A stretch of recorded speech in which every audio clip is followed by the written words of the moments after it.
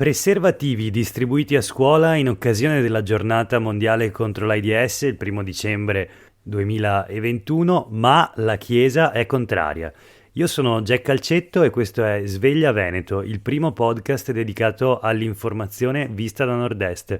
Da lunedì a venerdì la rassegna stampa con tutti i fatti della nostra regione e il sabato un ospite speciale. La prima notizia di oggi arriva da Campo San Piero, nel cittadellese, nell'Alta Padovana, quindi, dove i giovani democratici del Campo Sampierese appunto si sono mobilitati l'altro giorno per sensibilizzare i giovani del territorio sul terribile virus, l'AIDS, e hanno distribuito dei preservativi gratuiti all'esterno dell'Istituto Superiore Newton Pertini. Questo succedeva mercoledì scorso, giornata mondiale contro l'AIDS.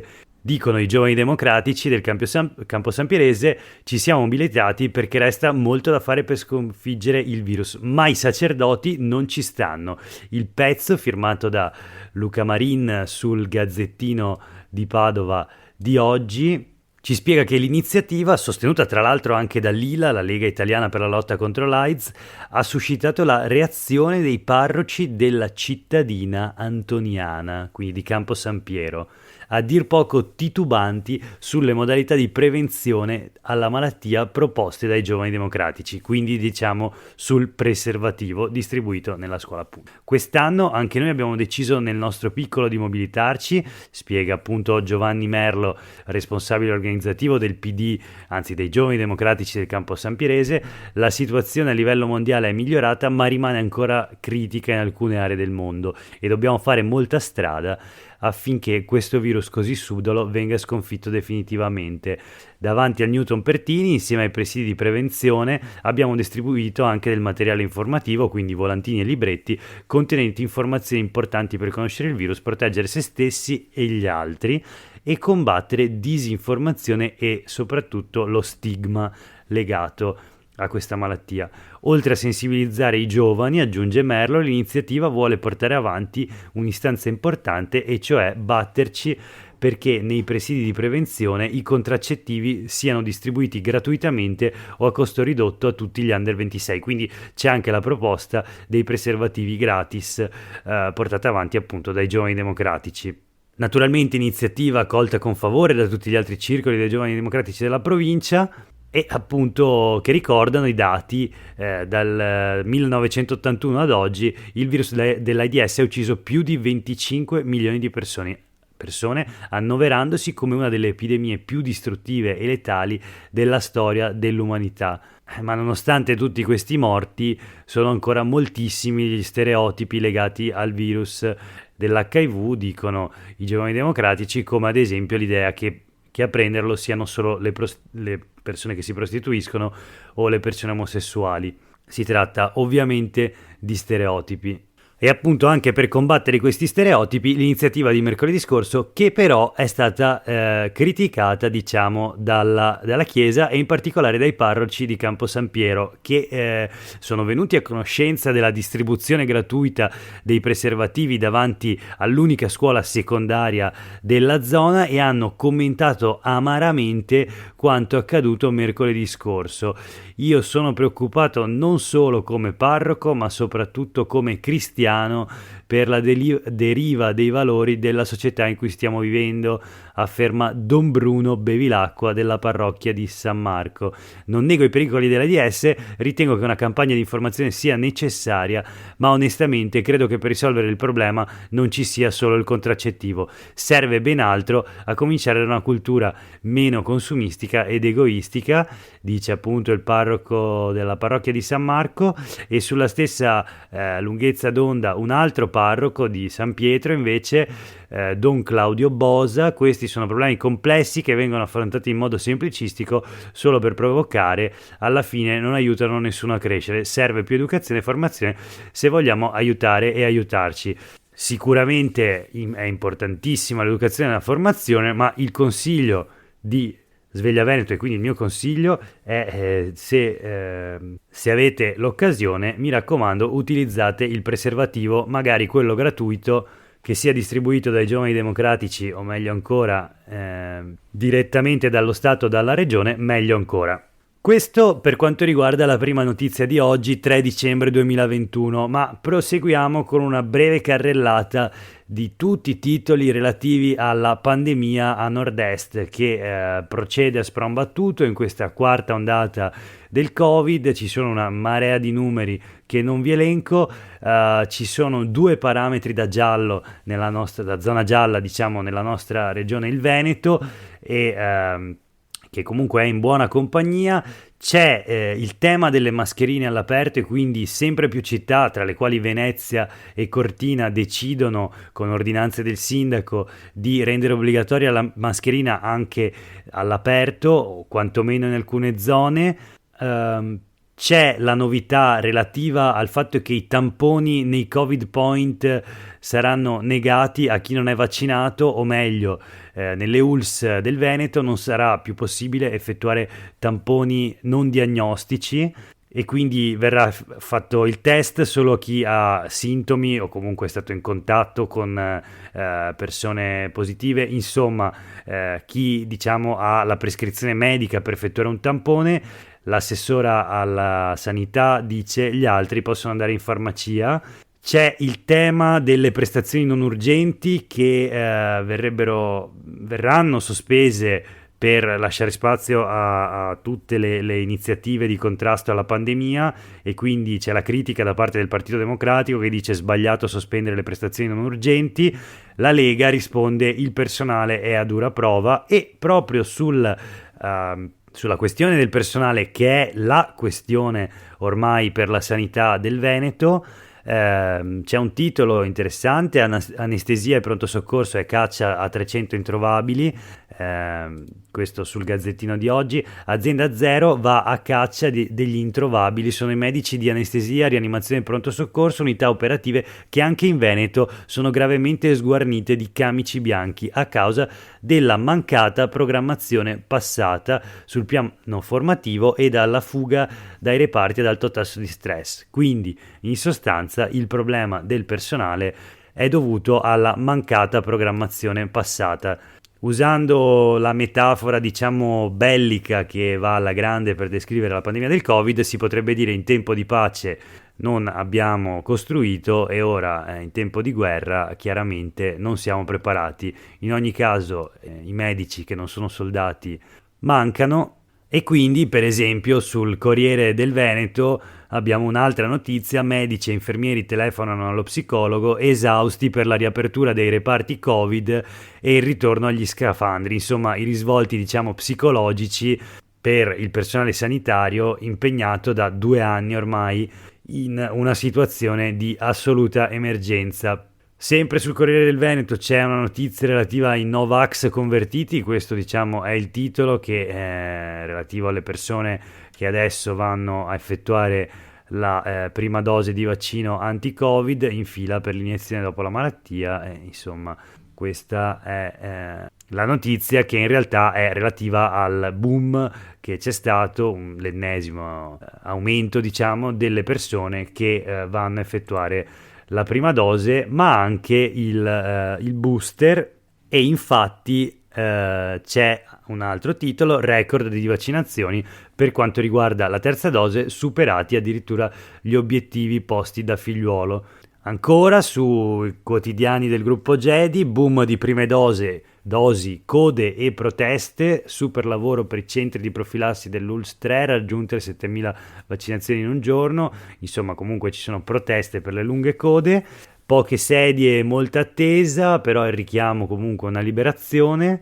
Parte invece la campagna vaccinale anche per i bambini, è stato raggiunto un accordo con i pediatri. Sulla Nuova di Venezia, Mattino di Padova, Tribuna di Treviso, ancora il titolo: offensiva della regione contro i Novax, niente tamponi per avere il Green Pass.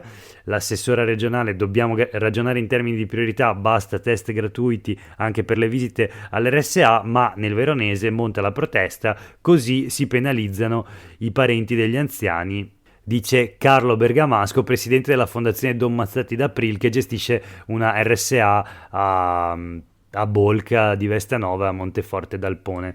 Ma a proposito di RSA, c'è una notizia interessante: 5 milioni in arrivo da Roma per salvare le RSA, proprio quindi le case di riposo del Veneto, e quindi queste risorse, un maxi stanziamento, un altro a dire il vero, per cercare di salvare queste strutture sulle quali il Covid ovviamente ha avuto un effetto e un impatto devastante, soprattutto durante la seconda e criticatissima per la gestione che ha avuto ondata della pandemia.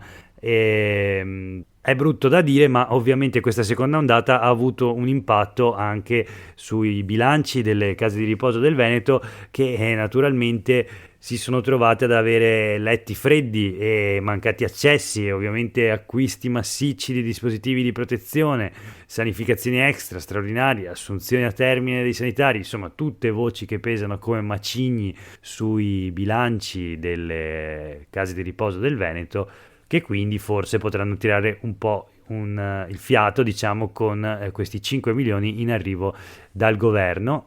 E poi di nuovo le questioni sulle pagine dei quotidiani Gedi delle mascherine obbligatorie nelle piazze per la Movida, l'ordinanza del sindaco del Comune di Venezia, ma c'è anche un'interessante riflessione del professor Renzo Guolo dell'Università di Padova, il sociologo, che leggo solo il titolo: solo un'alleanza mondiale può battere davvero il virus. Insomma, il professore ragiona sulla opportunità, o meglio sulla necessità di affrontare la pandemia davvero su scala planetaria. Gli stati da soli non possono chiaramente farcela, e figurarsi le regioni o insomma livelli amministrativi di governo ancora più piccoli. Quello che invece possono sicuramente fare le amministrazioni locali è impegnarsi nella raccolta differenziata, e quindi ci sono, devo dire, varie pagine dei quotidiani di oggi dedicate al rapporto 2021 di Legambiente sui cosiddetti comuni ricicloni. C'è la classifica dei 112 comuni più ricicloni del Veneto, che però, e questa è un po' la notizia, diminuiscono i comuni più virtuosi dal punto di vista della raccolta differenziata in Veneto, anche se la regione ha un record di cui sicuramente andare orgogliosa, la nostra regione, che nel 2021 si conferma un esempio virtuoso a livello nazionale, con 448 kg pro capite di rifiuto secco contro la media italiana di 500, quindi diciamo che c'è una produzione di rifiuto secco minore della media nazionale. Un dato trascinato proprio dai piccoli comuni, dove la raccolta in certi casi supera il 93%, la raccolta differenziata, e la frazione di rifiuto secco si attesta sotto i 30 kg per abitante, equivalente l'anno. In ogni caso però appunto diminuiscono i comuni virtuosi, sono 112, lo scorso anno erano 163, e l'obiettivo è quello di arrivare a 80 kg a testa di rifiuto secco, mentre nel Veneto sono 119, e molti territori pagano ecomulte perché fanno poca differenziata. Ci sono comunque molti buoni esempi, questo è un po' il commento della Lega Ambiente del Veneto e di Luigi Lazzaro, il presidente appunto della Lega Ambiente del Veneto. Andando a vedere un po' diciamo nel dettaglio, il Trevigiano domina la classifica, e in generale i consorzi più piccoli fanno meglio delle multi-utility cittadine, come abbiamo già detto, e il Bellunese è al secondo posto. Venezia va male, mentre il Padovano fa la figura peggiore. Questo un po' il dato. Collegata a questa, diciamo sempre sul tema dei rifiuti, c'è una notizia flash che riguarda il processo che si sta svolgendo a Vicenza sul max inquinamento da PFAS e altre sostanze chimiche, e sfilano i testimoni dell'accusa a questo processo, e la notizia sul Corriere del Veneto, il titolo: PFAS, rubinetto aperto sulla falda per almeno 8 anni. Questa sarebbe, diciamo, la durata temporale per la quale si è diffuso il maxi inquinamento da sostanze perfluoroalchiliche che ha interessato il Vicentino, il Veronese e anche alcuni territori del Padovano. Chiudiamo con due notizie flash dal mondo dello sport. L'Imoco Volley, quindi la squadra di pallavolo di Conegliano, ha finalmente perso una partita dopo 2 anni di vittorie, per la precisione 720 giorni con solo vittorie tra campionato di A1, playoff, coppe nazionali e Champions League. L'Imoco Prosecco Doc ha dimostrato di saper perdere e infatti il commento è una liberazione. La squadra dei record è il record che pesava come un macigno, che ansia, questo è il titolo del Corriere del Veneto e appunto le pallavoliste dell'Imoco Prosecco Doc Conegliano sono state sconfitte ieri contro le avversarie di Firenze. Un 3-2 incassato mercoledì sera al Palaverde di Firenze che segna una data storica ma anche appunto una liberazione per la squadra che comunque con 76 partite consecutive vinte senza neanche una sconfitta segna un record mondiale certificato dal Guinness dei primati e la certezza che per parecchio tempo nessuno potrà nemmeno avvicinarsi a questo risultato. L'ultima notizia di oggi è una flash sempre sportiva.